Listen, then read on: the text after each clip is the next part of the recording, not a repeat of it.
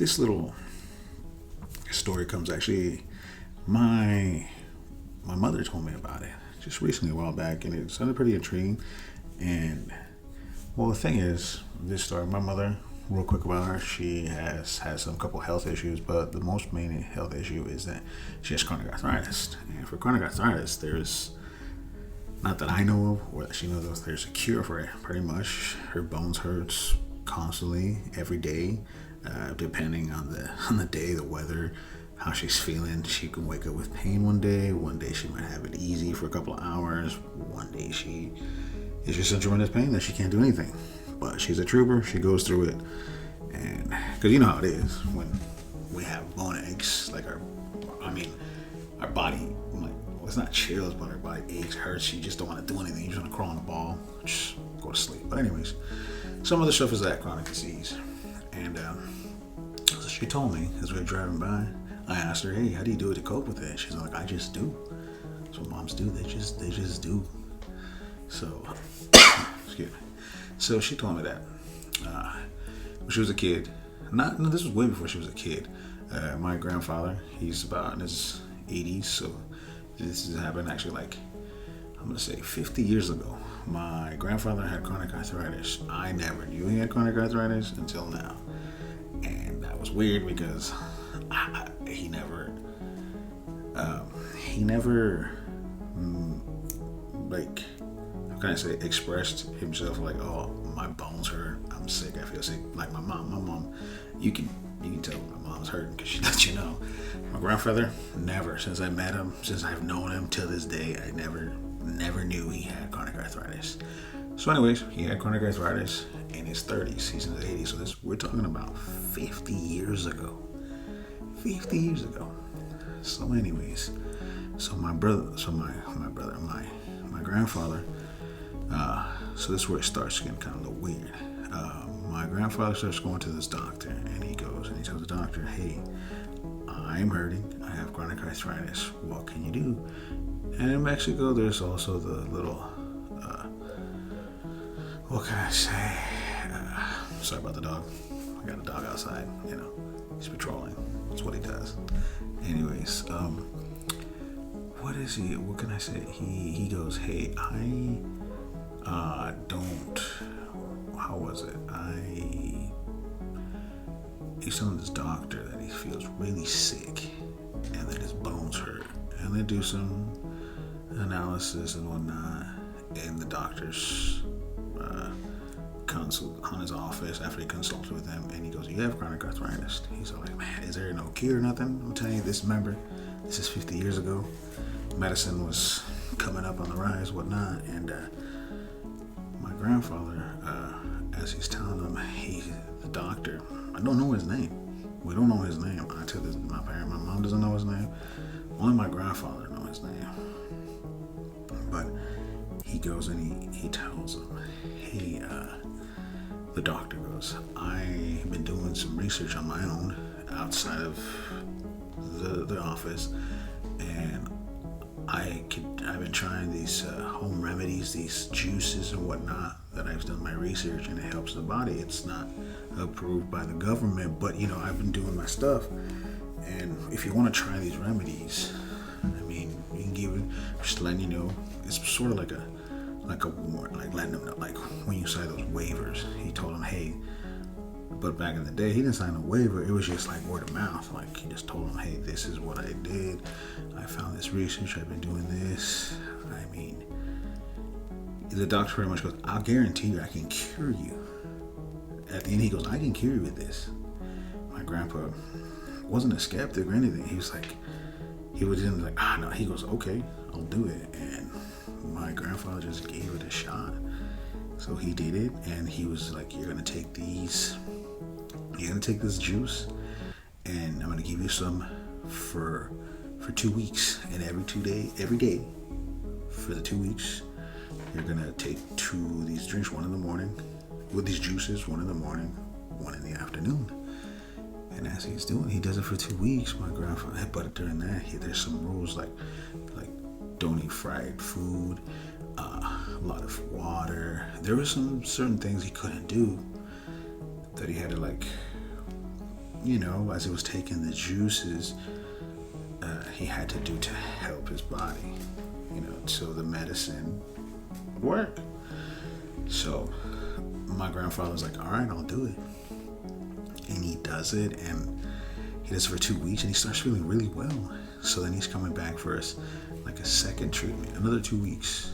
And the doctor is all like, hey, this 2 weeks, after he told me, in 2 weeks, come back and we'll get the rest of the treatment going. And my grandfather followed it to the T. He did everything he could, and he was doing it. And then he comes back 2 weeks later, and he tells the doctor, hey, it's been working. This is really good stuff. You should, this is really good. You've been helping me out. So my grandfather, as he's there talking to him, the doctor looks kind of paranoid. He's overwhelmed, worried, and he tells him, hey, I'm just going to tell you this right now. This is the last time you're going to see me.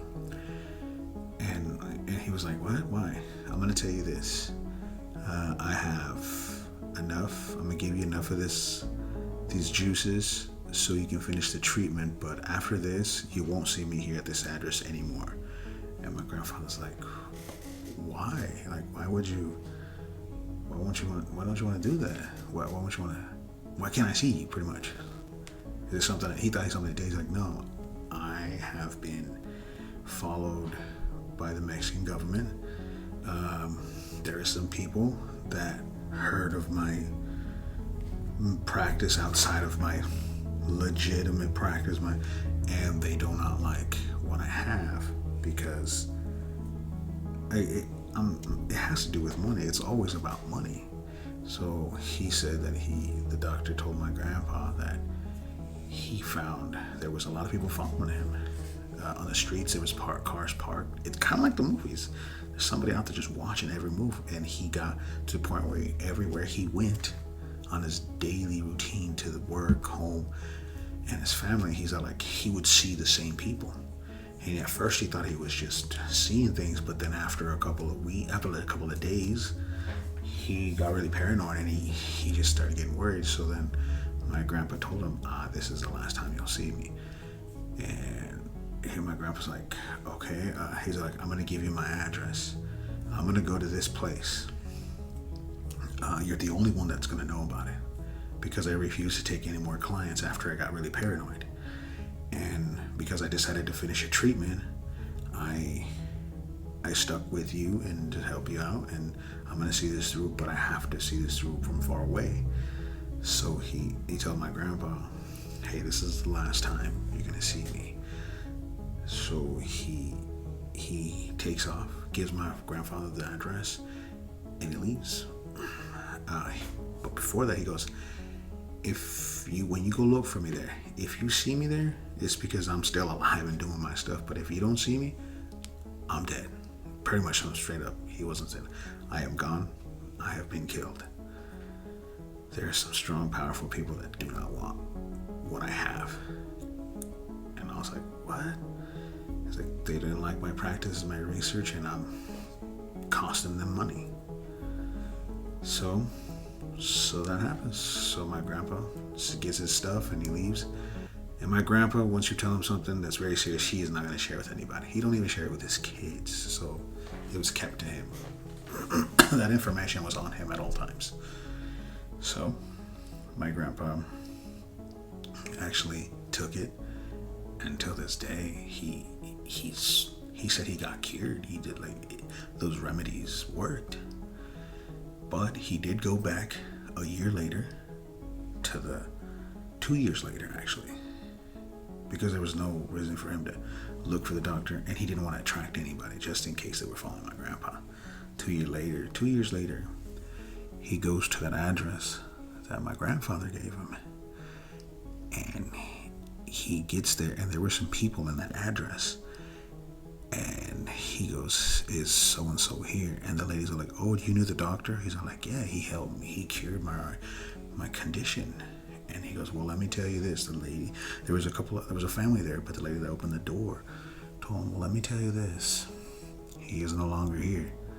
Really, he has been missing for the last 2 years. And my grandfather was like, what? What do you mean he's been missing? Yes. They're all like a year into his practice here. One day he went to work and he never came back. And for a whole year, we have gone to the police, to the government to help us put out flyers to help his case and everything, and we have got nothing.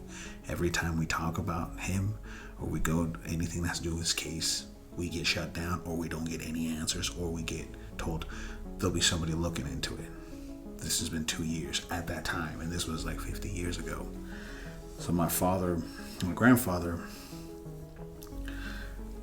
left, and then since my mother, so then my father told my mother years later, and that he swears on it that doctor cured him, but he is no longer alive or not. This was 50 years ago, and to him, I don't know. There's probably going to be a lot of conspiracy theories, or whatever, but all his friends that he's known, that he's told about, they don't believe him. But he's all like, I'm living proof. Like, I don't have arthritis. I don't have bone aches. I'm like, I feel great. And he's in his 80s, and that man, now that he's older, he's feeling it. But like, when I saw him in his 60s and 70s, dude, he was like, it felt like he was in his prime. But he swears that the government did something to him, and they shut him up because it wasn't. Nobody was making money. It always has to do with money. But like I said, my mother told me about this, and I thought it'd be a cool story to share. It makes you think, because who knows these diseases out there that who knows of these diseases that people can be cured. But I'm not saying that I know. This is like I said, this is just like a story that you have from your families that you hear, and it's something I just thought it would be cool to share, that this disease that there's no cure for. Apparently my grandfather was the person that got tested on or helped, and he doesn't have it, and I think it's a genetic arthritis. But like I said, I'm not a doctor. There's no facts. This was just word of mouth from him, and my mother told me, and I was kind of interested. I'm like, wow, dude, this is pretty cool. But and that's that little story, and but you never know. There is people that I've heard that there's been some people that found out cures for diseases, but the governments has shut them up. There's all these theories and whatnot. And like I say, I don't know the facts. I don't know. I'm just sharing out there, and I thought it was pretty cool that my grandfather was the person that survived that. Maybe he didn't have arthritis. Maybe it was something else. But he says it was arthritis. The doctor told him it was arthritis, and these juices cleared his disease, and it helped. And my mother's been suffering with this chronic arthritis for like 20 plus years, and it gets worse as she gets older. So yeah, well, like I said, this was just a little story. Thought I'd share it, and I'm gonna try to put some more on this channel. And again, well, hope you enjoyed it. Give it a thumbs up, like, subscribe to the channel, and yeah, if I get anybody answer in the comments below, anything you want me to cover, talk about, let me know. Put in the comments below. And well, until next time, have a good day, and take it easy. Peace.